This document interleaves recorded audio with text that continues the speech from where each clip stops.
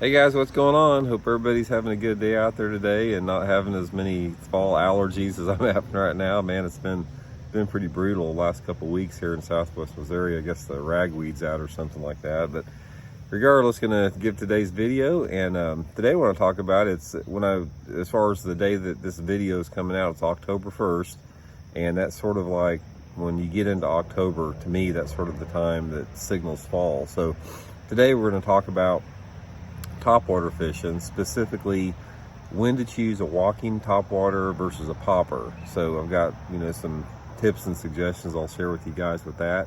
Just real quick, I want to remind everybody I'm getting ready to get in there and get started on our Fish the Moment lake map breakdowns, building them today. If you guys are interested in any checking out our lake map breakdowns, just go over to fishthemoment.com. Click on the lake breakdown section, and it gives you all of Johnny's lake map breakdowns for offshore fishing, all of mine for shallow fishing. We've got lakes all over the country, different seasons, and I'm putting out a lot of fall maps right now, so check them out at fishthemoment.com. Okay, let's talk a little bit about these topwaters here. To me, the fall is my favorite time to fish topwater. There's always a population of fish that are set up in that zone to be caught on topwater in the fall, and a lot of it just depends on the type of lake that you guys live on. I mean, if you're fishing a grass lake, you could have a good frog bite. If you're fishing up north, it could be some type of a topwater smallmouth bite and everything in between. But specifically, my two favorites are walking baits and topwaters. So I want to sort of let you know when I choose what.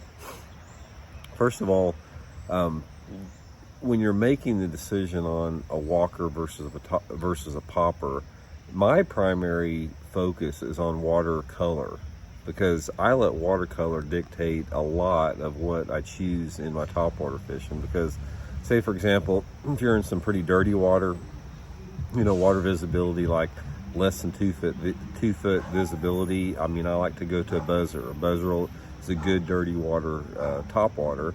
And if you're in super clear water, like 10 plus feet visibility, like a wake bait is a real good one, and everything in between. So specifically with me on poppers, first of all, when I'm thinking popper fishing, I'm thinking water visibility in that 2 to 3 foot zone. I know that doesn't seem like a big variation between that, but that 2 to 3 feet zone is when I like to fish a popper. And the popper fish also. Did you just get out of bed? Huh? Did you just wake up? You can say hi. Okay, he didn't want to say hi this morning. He's still a little bit tired. But so when I look at the water visibility and I see that it's 2 to 3 feet, I immediately start thinking popper if the lake is set up right. Guys, I'll tell you that number one thing that you can fish a popper around is behind boat docks. If you have a lake that has boat docks in 2 to 3 foot of visibility, that is money with a popper. Specifically if you have seawalls.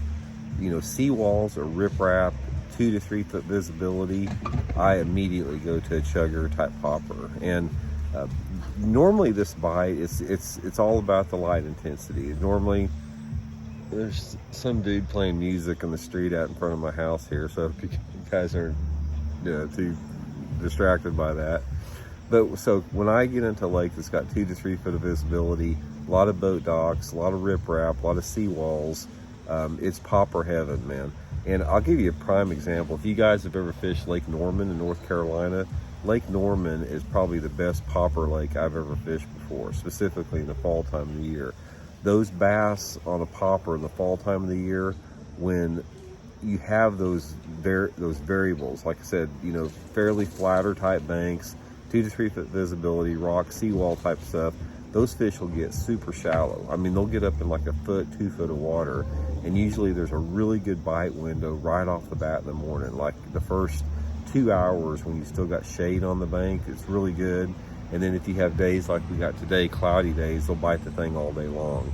So that's the main thing that I look for at a popper, is that window that I just described there. Now the walking bait is a little bit different because you have a little bit more of a wide range where it works at. Walking baits will work in water visibility of around 2 to 3 feet like the popper, But the walker for me, specifically in the fall time of the year, is more when I get into that, say that 3 to 10 foot visibility, because the walker, I'm fishing it in a different spot. When I'm fishing a popper, I'm fishing it around tight spots, super shallow, backs and coves, like I said, back behind docks, real tight, hard to get to areas that I'm not trying to pull those fish up off the bottom with a popper. It's basically attracting them and they'll be coming horizontal for it. But when I'm fishing a walking bait in the fall time of the year, I'm wanting to pull those fish out of deeper water or those bass that are suspended. So I'm fishing a walker bait on points most of the time. Main lake points, at deeper on the points. My favorite ideal fall walking topwater deal is to have like 5 foot of visibility in the water, 5 to 6 feet of visibility, and get out on those main lake points and get in like 20 to 30 foot of water and fan cast around those deeper ends and sides of the points. Because in the fall time of the year, this time, you'll still have bass on those points that are on the bottom in like 10 to 25 foot of water. Some guys are catching on football heads. And you'll also have some bass starting to suspend on those points that are chasing the shad schools. Because in the fall, if you start graphing around points, you'll start noticing a lot of just random shad out 5 to 10 foot suspended out from the surface on those points. Sometimes they come to the surface and those bass will come to the surface and chase them. But if you have clear water and those fish that are on those points, those fish will come out of 20 foot of water to hit that walking topwater, specifically if it's a calm day with not much wind. The difference between the conditions on a walking topwater versus a popper to me is I want clouds on a popper. I want clouds and shade, but on the walker, I don't care. It can be bright sun, it can be cloudy, it doesn't really matter.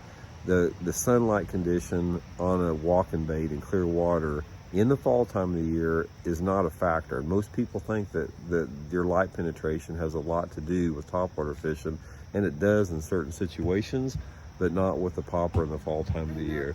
I don't want to go to school today. You don't want to go to school? No. You don't? No. Okay. Who does want to go to school? So that's the main thing, guys. That's just a good fall foundation. You know, have both going, get that popper out there in that super shallow water, a little bit off colored water. You got some clear water lakes, lakes like Lake Douglas, Lake Cumberland, Lake Lanier in Georgia.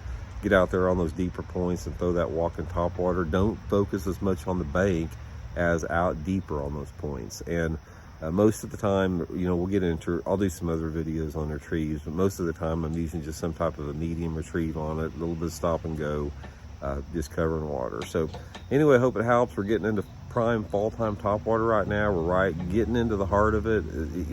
As soon as you guys have the first major cold front goes through in October, you'll notice that topwater fishing is going to start picking up over the next week or so after that front rolls in. And it's going to be a fun time of year. So anyway, hope you guys are doing good. To see y'all later.